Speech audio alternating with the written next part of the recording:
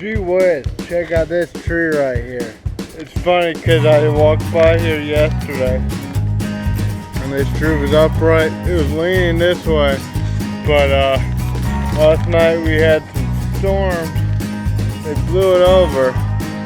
Obviously it's dead, but I'm glad it doesn't look like anybody got injured, and I obviously didn't get injured by the tree, but I pretty much walk by here every day, and this could have been bad because you see over here we got some branches which tell me that the tree fell across the road, and all the little debris on the road tells me it fell right across the road,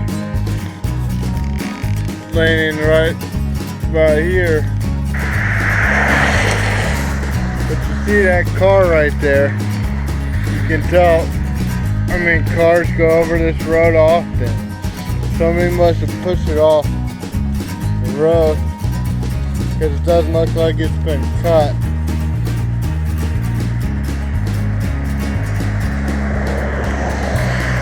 There goes another one.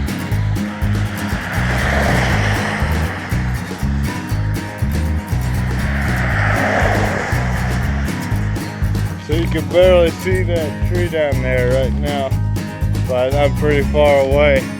I was just thinking with friends that I used to cut wood with back in the day. He used to have a little hazard light put on the top of his truck. So people would think he's part of the road crew, clearing off dead trees on the side of the road. And he would put that on his truck, just pull off on the side of the road and cut the dead trees.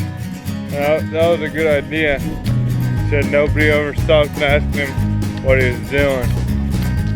And simply because of that little hazard light he had on the top of his truck.